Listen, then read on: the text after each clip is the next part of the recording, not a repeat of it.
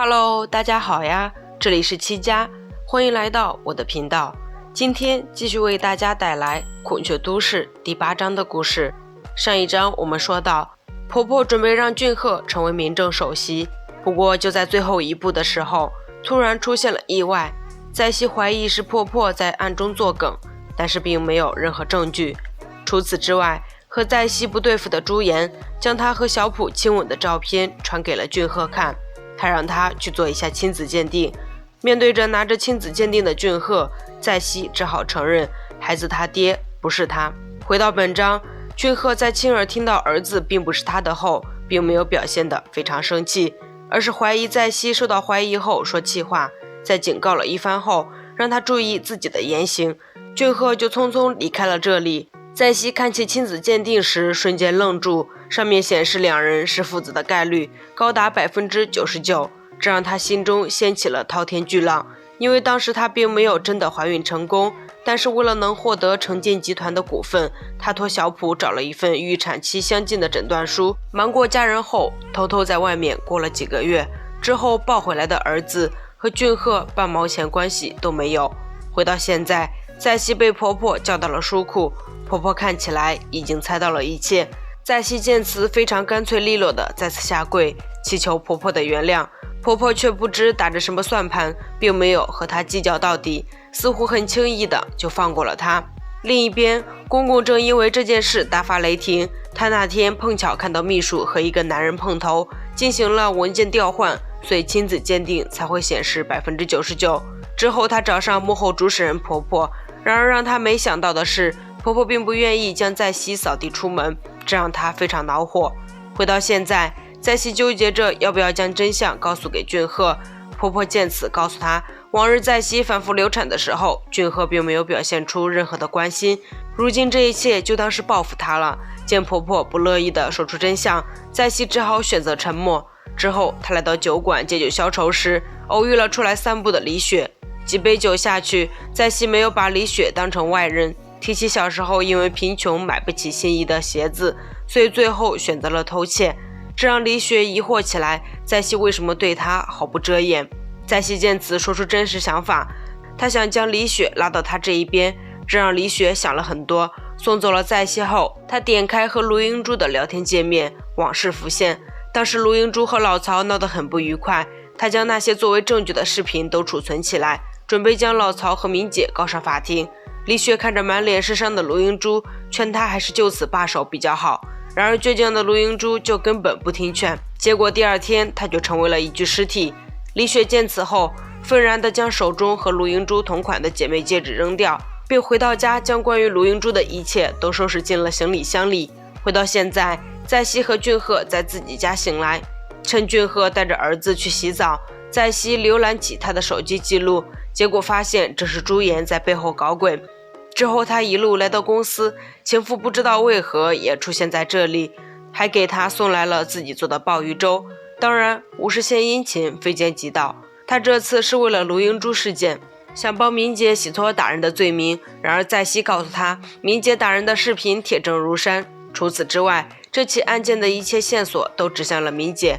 见在熙软硬不吃，情妇拿出俊赫和老曹互帮互助，团结友爱说事。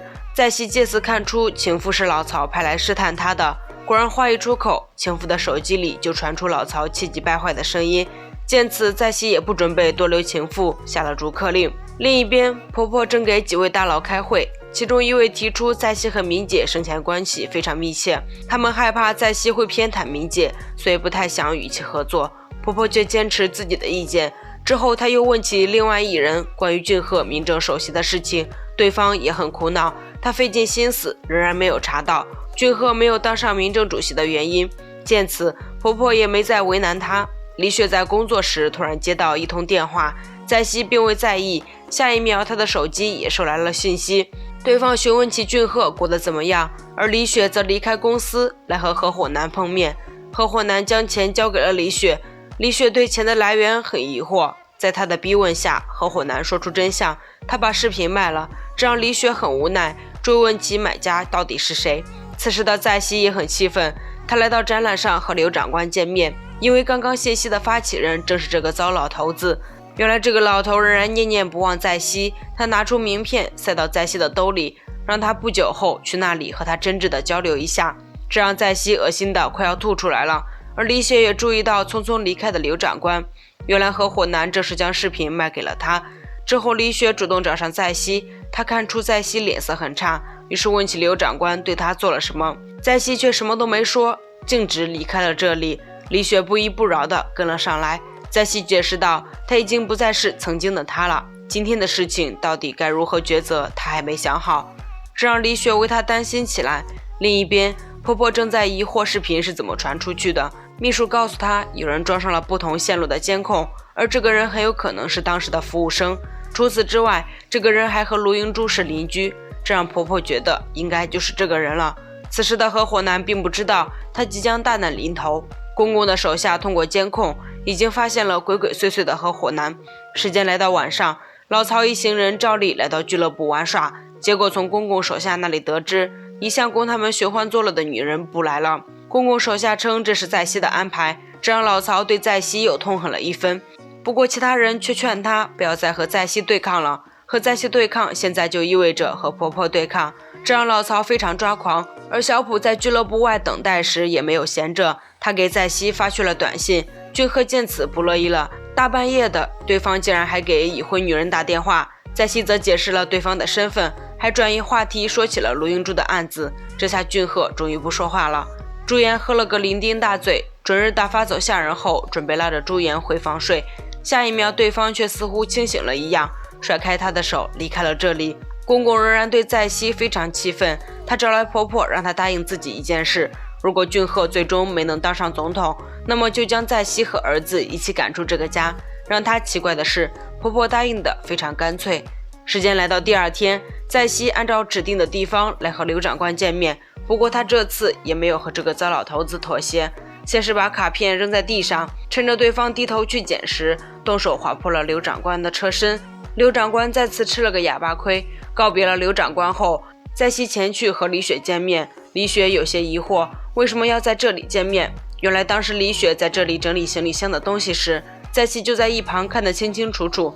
他将这件事说出来，意味着他是真的想和李雪统一战线。很快，他为了拉拢李雪，给她安排了全新的房子。他告诉李雪，看到她就仿佛看到了从前的自己，所以对她好也就相当于变相的补偿了自己。李雪也没有拒绝他的好意。朱颜醒来后头疼欲裂，调整好状态后，他发现手机收到了在西的短信，在西让他不要参与他们家庭的事。除此之外，他转移到娘家的秘密资金现在也在调查中。这一连串让朱颜头更疼了。今天是在西和俊赫的结婚纪念日，在西挑选礼物后准备前去赴约，结果走到一半，突然收到了俊赫女色交易视频，这是刘长官发给他的，这让他愣在了原地。外界的一切在此刻似乎都与他无关了。不久后，他匆匆来到指定的餐厅，之后在卫生间里给刘长官打去电话。刘长官有恃无恐，让在西最后再权衡一下利弊，到底要不要和他达成交易。在西被他隐逼到了死路。挂断电话后，在西来到卫生间查看起视频，里面的主人公正是俊赫。之后他像是没发生这件事一样，跑来和俊赫一起吃饭。他问起对方俊赫为何要和他进行结婚，见俊赫并不想回答，他告诉俊赫，他和他结婚的理由无外乎他有个好的家庭。之后他继续讲到自己已经看过他的手机了，他如今和小普是清白的。俊赫却表示他知道两人清白，正想接着往下说时，在西打断了他。他发誓一定会让俊赫当上总统。趁气氛不错，他拿出提前准备好的戒指，两人的手握在一起。吃完饭后，在西以还有工作要忙为借口打发俊赫离开这里。俊赫也没太在意，直接离开了。等他走后，在西也随之离开，他似乎要去见刘长官。很快，俊赫就回到了家里，他对比起2次结婚纪念日的不同戒指，然而并没有太大的发现。而后合伙男正在大街上走着的时候，突然被一个神秘人袭击。不久后，在西敲响了一个房间的门，老曹应声而出。在西问起一旁的合伙男，指使他泄露俊赫出轨视频的人到底是谁。合伙男非常干脆地指认了老曹。老曹忍无可忍，知道自己被阴了一把后，问起在西到底想要什么。而刘长官正等待在西时，突然被小普带人制服，这也是在西的意思。之后在西给婆婆打去电话，她发现俊赫的视频和老曹的视频是在同一个场所拍摄的，婆婆暗暗记在心里。在西挂断电话后，回到了自己的家，她和俊赫久违地吻在了一起。本章完。在下一章中，在西似乎和李雪的感情越来越好，陆英珠案件的详细信息也逐渐浮出水面。那么还会发生什么事情呢？我们下章再揭晓吧。七家的解说就到这里了，关注七家不迷路，七家每天都会为大家带来最新的韩剧解说哦。动动小手给七家点个赞再走吧，我们下集再见喽，拜拜。